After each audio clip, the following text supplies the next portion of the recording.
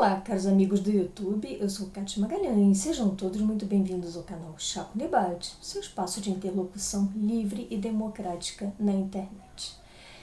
Na última segunda-feira, Jair Bolsonaro surpreendeu a todos com uma grande reforma ministerial. Foram ao todo 6 pastas mexidas que tiveram seus titulares trocados, dentre as quais Relações Exteriores. Tivemos aí a demissão já esperada de Ernesto Araújo, tivemos trocas no Ministério da Justiça, troca na AGU, e tivemos a demissão do ministro da Defesa, o general Fernando Azevedo e Silva.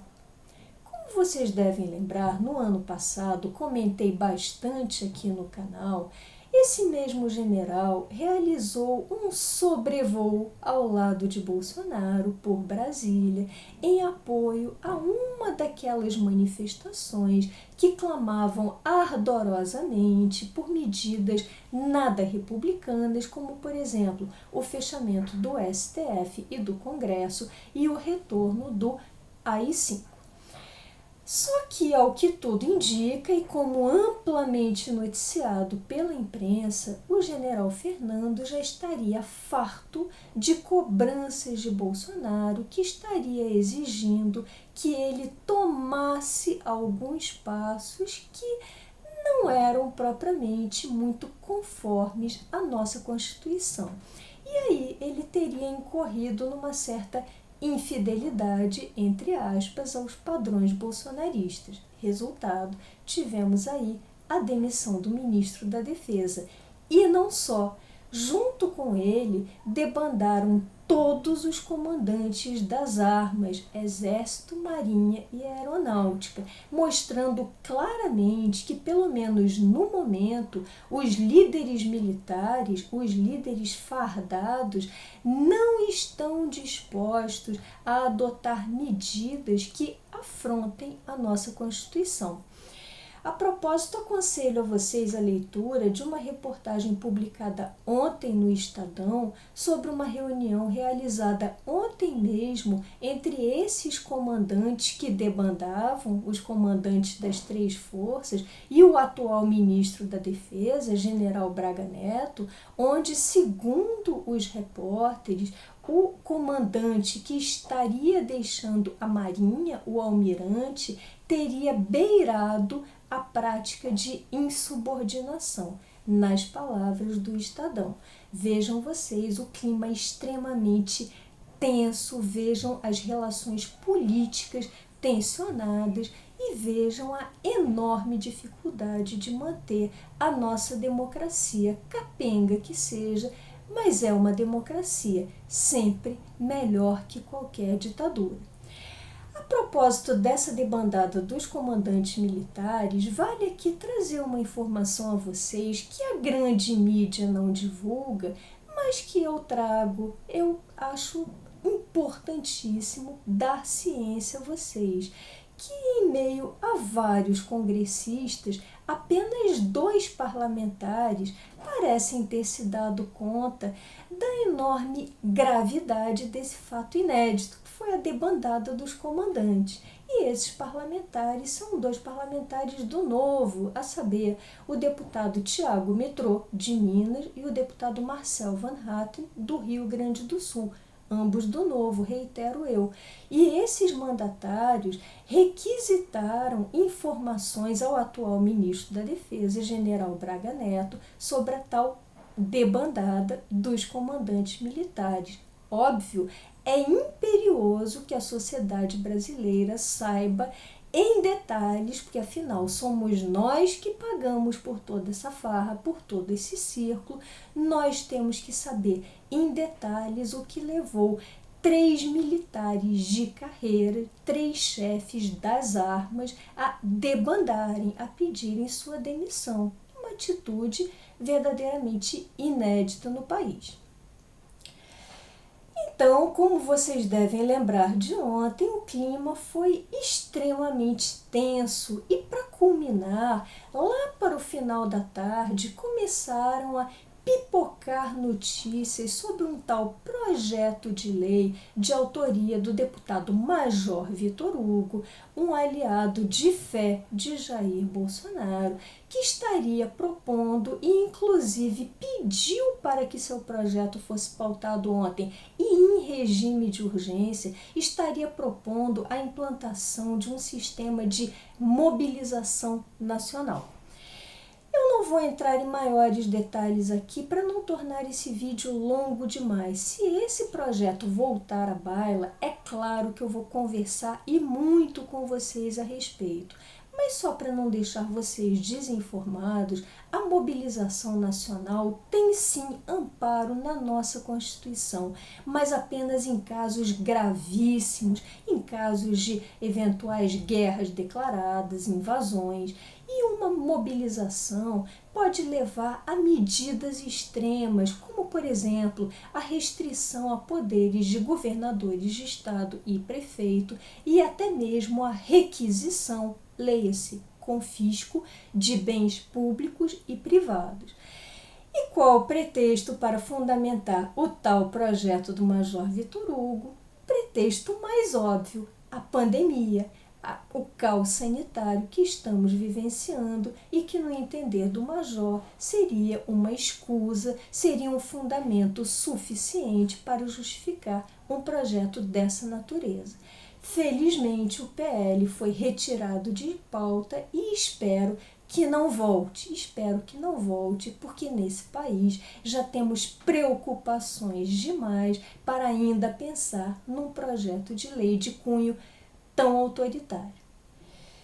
E hoje é dia 31 de março de 2021, ainda bem, muito distante daquele 31 de março de 1964, em plena Guerra Fria, onde o mundo estava completamente polarizado, dividido em dois lados, literalmente.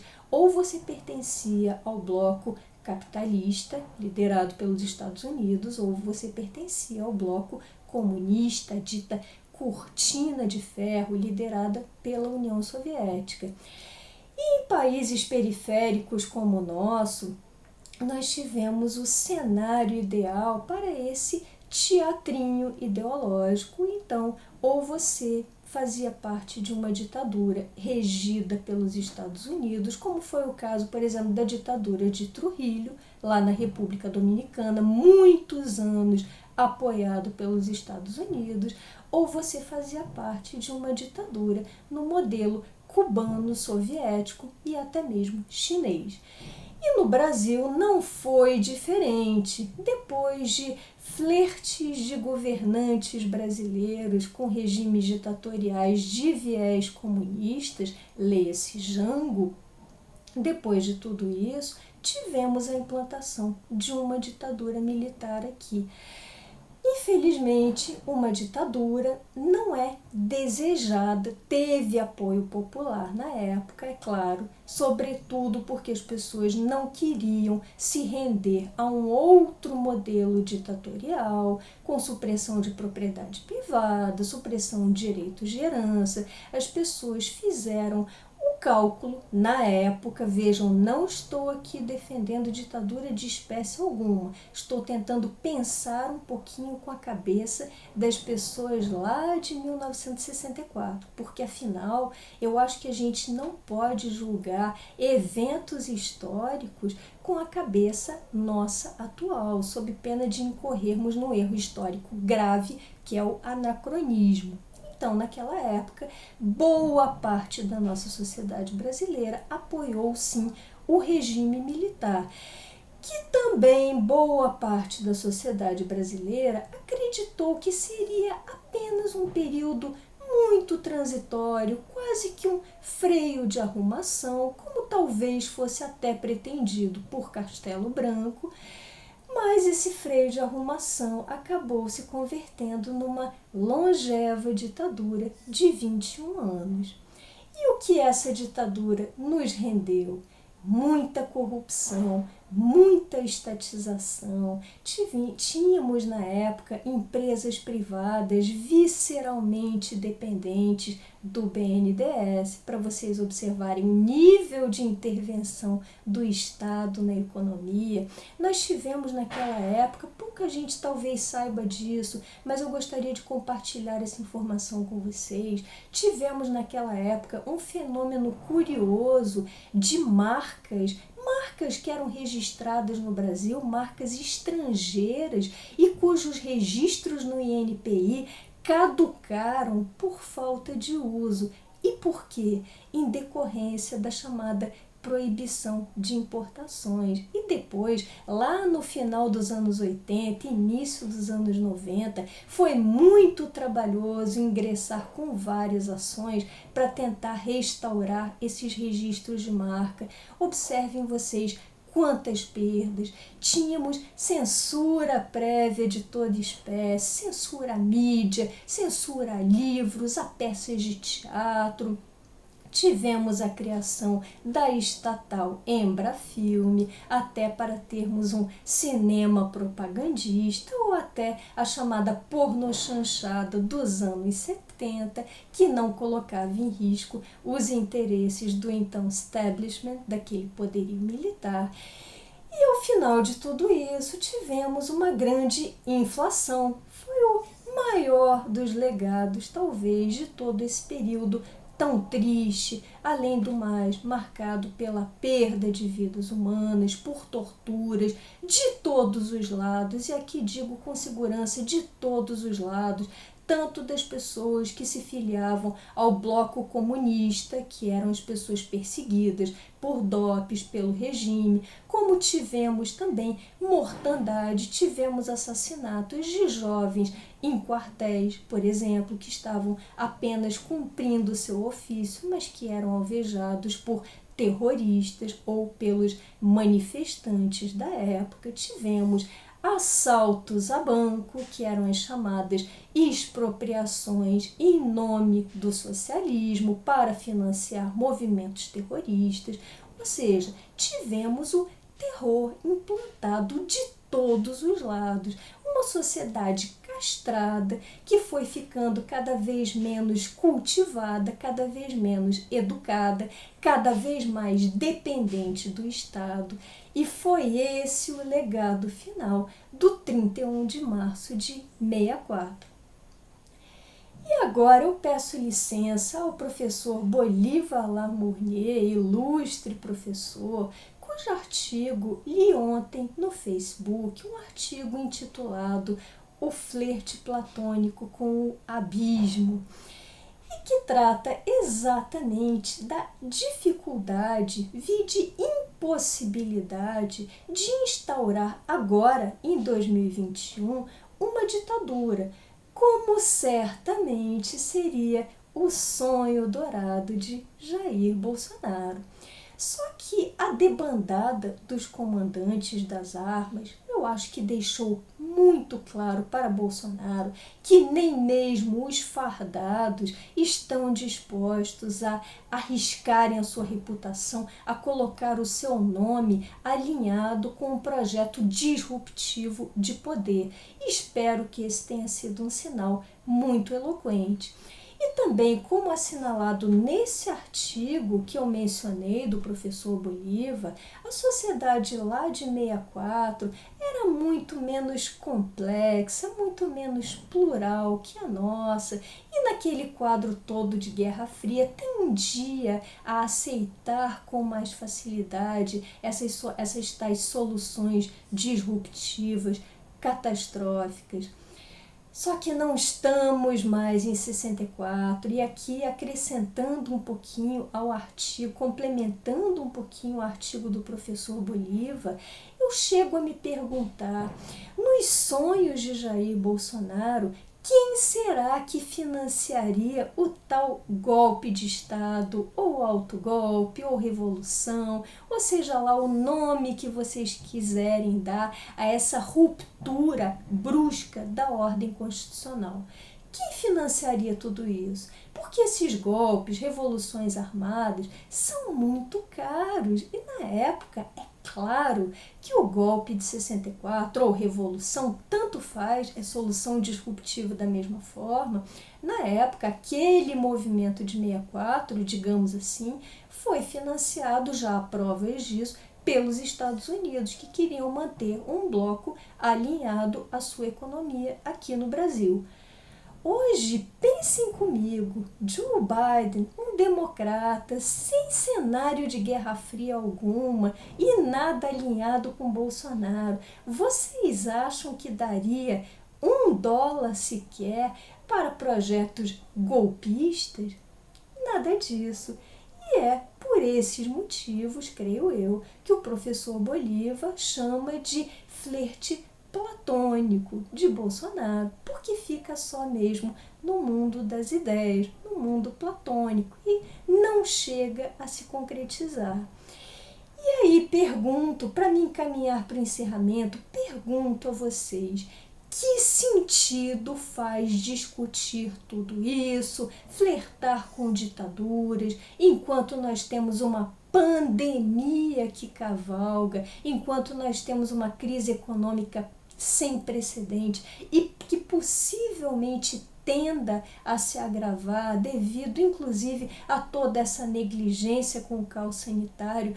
Que sentido faz tudo isso, faz essa discussão bizantina sobre 31 de março, em um período em que deveriam estar sendo tomadas ações propositivas, ou seja, compra de vacinas, vacinas e vacinas, para uma vacinação em massa da população e não essa vacinação a conta-gotas que temos visto, um dia para cada idade, isso quando a vacinação nos municípios não é suspensa por falta de doses. Nada disso, isso não vai resolver o nosso problema. Mas Bolsonaro pode ser muito inepto, pode ser muito tolo, até iletrado, mas é malandro o bastante para tocar fogo no circo e nos ameaçar com essas pseudo-ditaduras, com esses flertes platônicos, como disse o professor Bolívar, possivelmente com o mero intuito de maquiar toda a sua incompetência, toda a sua incapacidade.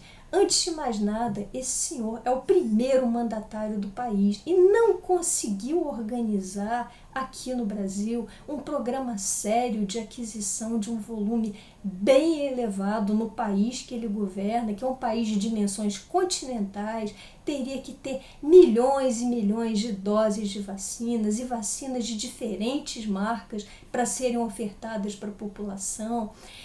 Mas ele não é capaz de administrar a cozinha de uma casa, que o dirá um país. Portanto, flerta com ditaduras, com tiranias, nos cria esse pânico e, enquanto isso, disfarça toda essa sua incompetência e disfarça também as práticas nada republicanas atribuídas a ele e ao seu clã. Então, indago vocês, que sentido faz toda essa discussão que hoje, acabei de dar uma olhada nas redes sociais, já está mobilizando a sociedade, grupos dos mais variados, inclusive grupos de maçons, vários grupos da sociedade que começam a se dividir em movimentos pró e anti-64. Pessoal, isso é completamente despropositado atualmente. Nós temos que zelar pela nossa vida, nos preservar contra um vírus que pode nos esperar na esquina de casa. E para isso temos que ter programas de vacinação, gestão, tudo que esse governante atual não quer e não sabe fazer. Bom, essas eram as reflexões que eu gostaria de compartilhar com vocês hoje. Se tiverem gostado desse vídeo, deixem seus likes, comentem. Por hoje me despeço e até o próximo Chá com Debate.